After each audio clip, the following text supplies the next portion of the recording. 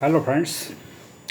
बहुत सारे लोगों के मेरे पास डिमांड्स आती है और क्वेरी आई है कि सैलरी के बारे में सर बताइए, सैलरी कितना मिलता है आईएएस ऑफिसर को या आईएएस ऑफिसर्स को। तो वे सभी जो है गवर्नमेंट जो है ग्रुप ए ऑफिसर्स को एक ही समान सैलरी मिलता है और ये सैलरी जो है इसका बेसिक पे लेवल 10 से शुरू होता है और लेवल 10 ऑफिसर्स का पहला लेवल है जो जूनियर स्किल ऑफिसर्स को मिलता है, ग्रुप ए ऑफिसर्स को 56,100 से शुरू होता है ये। तो जब आप ज्वाइन करेंगे अपनी ट्रेनिंग में ही आपको प्रोबेशन के दौरान ही फुल सैलरी मिलने लगती है।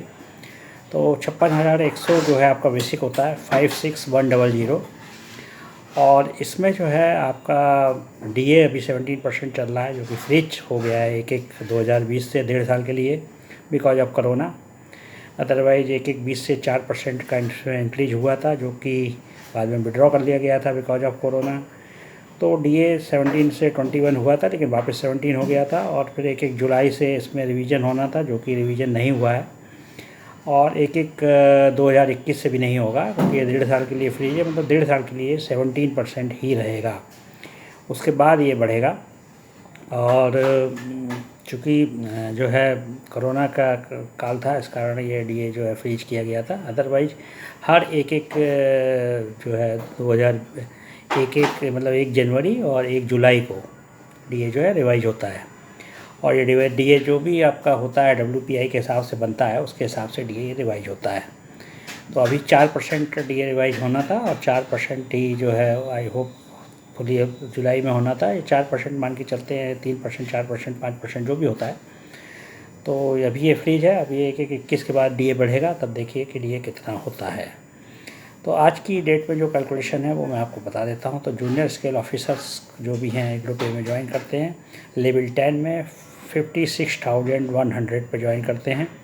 17% उनका डीए होता है जो कि 9,537 आ रहा है। इसका टोटल आप कर लें तो 65,637 आ रहा है जो कि टोटल है 65,637।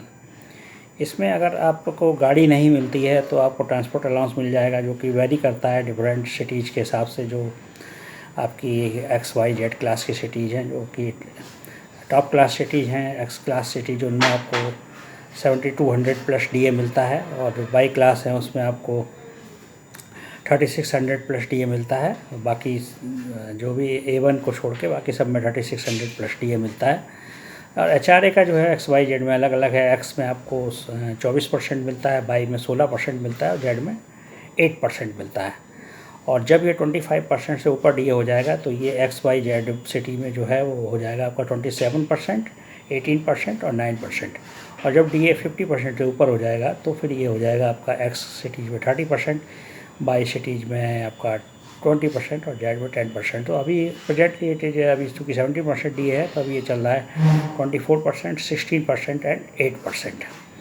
तो अब हम लोग कैलकुलेट कर लेते हैं। चूँकि हमको रेलवे में जनरली आपको बंगला मिल जाता है या आईएएस ऑफिसर्स को भी बंगला मिल जाता है, तो हम लोग इसको HRA जो है जब बंगला मिल जाएगा तो नहीं मिलेगा और गाड़ी भी नॉर्मली मिल जाती है फील्ड में आईएएस ऑफिसर्स को, तो आपको ट्रांसपोर्ट अलाउंस भी नहीं मिलेगा। तो आपको बेसिक जो मिलेगा वो 65,637 मिलेगा। इसमें आपका इनकम टैक्स कटेगा। माइनर कुछ मैगजीन अलाउंस का 500 रुपये मिलेगा, वो अलग है, लेकिन मेजर जो है वो आपको आप मान के चलिए 66,000 के आसपास आपको मिला, जिसमें कि आपका एनुअल जो है वो आपका करीब 7,88,000 7,90,000 के आसपास आपका आ रहा है। जो एग्जैक्टली कैलकुलेट है वो 7,87,644 आ रहा है जो ईयरली है। इसमें आपका इनकम टैक्स लगेगा तो इनकम टैक्स आपका जो है करीब है इसमें हो जाता है 45,000 के आसपास। और इसको अगर आप मंथली डिवाइड करें तो आपको 3,750 के आसपास आता है। तो जो basic salary after income tax आपका डिडक्शन जो बनेगी वो आपकी करीब जो है 61,887, मतलब आप मान के चलिए 62,000 के आसपास सैलरी आपको मिलेगी इनकम टैक्स डिडक्शन के बाद।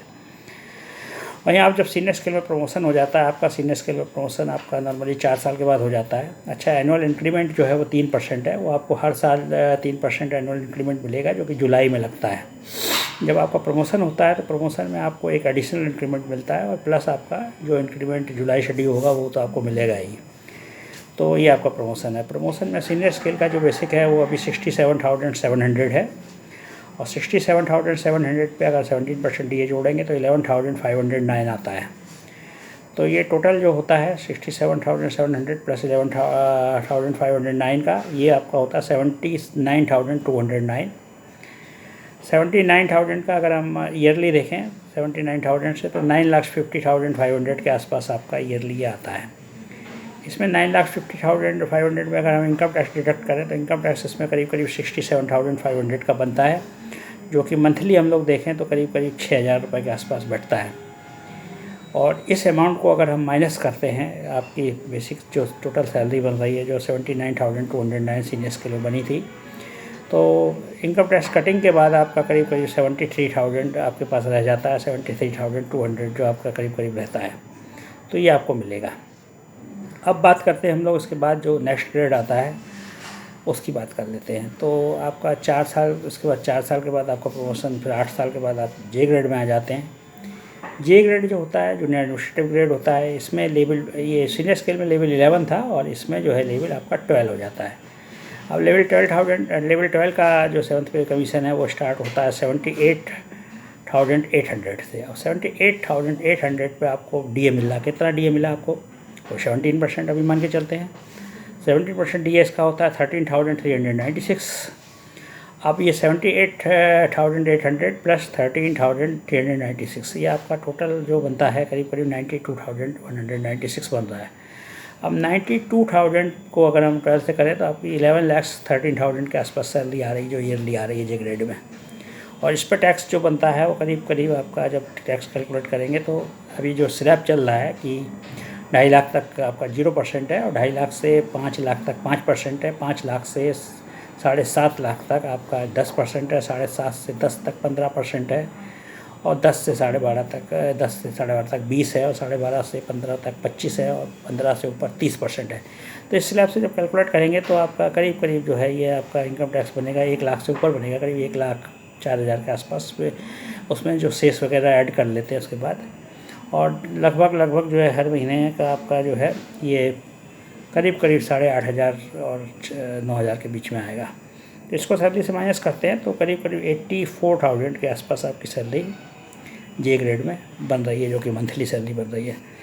तो ये कैलकुलेशन है जो कि मैंने जो है किया है। आप लोगों की डिमांड थी कि जे ग्रेड तक आप लोगों का कितना क्या होता है, उसके बाद सिलेक्शन ग्रेड से आपका लेवल बढ़ता है। और ये जो जूनियर स्केल में आप रहेंगे 4 साल, और सीनियर स्केल में जो रहेंगे आप 4 साल, और जे ग्रेड में भी करीब करीब 4 साल मान के चलिए, तो उस दौरान आपको कितनी सैलरी मिलेगी 12 साल शुरू के, वो मैंने इस वीडियो में आपको कैलकुलेट करके बता दिया है। तो आप इसके हिसाब से जो है अपना आइडिया लगा सकते हैं। आप इसमें मैंने वो कैलकुलेट नहीं किया है जो कि आपको HRA और जो ट्रांसपोर्ट अलाउंस मिलता है। अगर आपको गाड़ी नहीं मिली है और आपको बंगला नहीं मिला है तो आपको ये सारे अलाउंस मिलेंगे, तो आप उसको फिर ऐड कर सकते हैं, तो आपकी सैलरी थोड़ी सी इंक्रीज हो जाती है। अदरवाइज़ आपकी सैलरी, अगर आपको फैसिलिटी मिली है तो यही रहने वाली है, और इसी के हिसाब से जो है आप मान के चलिए कि आपका इनकम टैक्स लगने के पहले जो स्टैंडर्ड डिडक्शन मिल जाता था, और वो जो उसमें आप PPF वगैरह में NSC में इन्वेस्ट कर देते थे तो 1.5 लाख रुपए का आपको उसमें रिलीफ मिल जाता था, जो कि सेक्शन 80C के तहत, वो अब ख़त्म हो गया है। तो अब आपके पास ऑप्शन है कि आप या तो उसको लेते हैं तो फिर आपको ओल्ड टैक्स से, इनकम टैक्स से भरना पड़ेगा, और अगर आप नए वाले में आ जाते हैं तो फिर आप कोई भी जो है रिलैक्सेशन नहीं ले सकते हैं किसी भी कंट्रीब्यूशन का जो आप करते थे, चाहे वो आपका PPF में हो, चाहे GPF में हो, चाहे आपका जो है बाकी जो कंट्रीब्यूशंस होते हैं वो होते हैं वो उसमें हो, तो वो सारे कंट्रीब्यूशंस आप नहीं कर सकते, NSC में हो या आपका NPS में हो। अभी इसमें एक ये है कि PF कंट्रीब्यूशन आप जो करेंगे वो भी इसमें माइनस होगा। तो PF कंट्रीब्यूशन जनरली आपकी बेसिक सैलरी का जो आपकी रहती है उसका 10% के आसपास रहता है, जो कि माइनस होता है, तो वो आपका और इसमें से माइनस हो जाएगा, लेकिन वो आप ही का पैसा रहता है, इसलिए मैंने उसको माइनस नहीं किया है, वो आपकी सैलरी में ही मैंने मान के चला है। लेकिन आपको नेट पे में वो अभी नहीं मिलेगा, वो आपका PF में जमा होता जाएगा, और आप लोग कंट्रीब्यूटिव प्रोविडेंट फंड में जो लोग पार्टिसिपेट करते हैं उसमें उतना ही गवर्नमेंट कंट्रीब्यूट करती है, तो दोनों मिला के ही आपका जो है फिर वो NPS सिस्टम से जो पेंशन बनता है तो वो कैलकुलेट होती है। तो वो सिस्टम है वो पूरा आपका, जो हम लोग तो ओल्ड पेंशन स्कीम वाले हैं, लेकिन नए पेंशन स्कीम वालों के लिए वो सिस्टम से पेंशन बनती है। तो ये एक जो है क्राइटेरिया है जिसके हिसाब से आपकी बेसिक पे इसमें कैलकुलेट होती है। और बाकी आपकी जो क्वेरीज हैं वो इस पर रिलेटेड जो भी होंगी वो मैं आपको क्वेरी वाले सेक्शन में आंसर कर दूँगा। तो आज की वीडियो में इतना ही है। थैंक यू वेरी मच, जुड़े रहिए। Thanks a lot.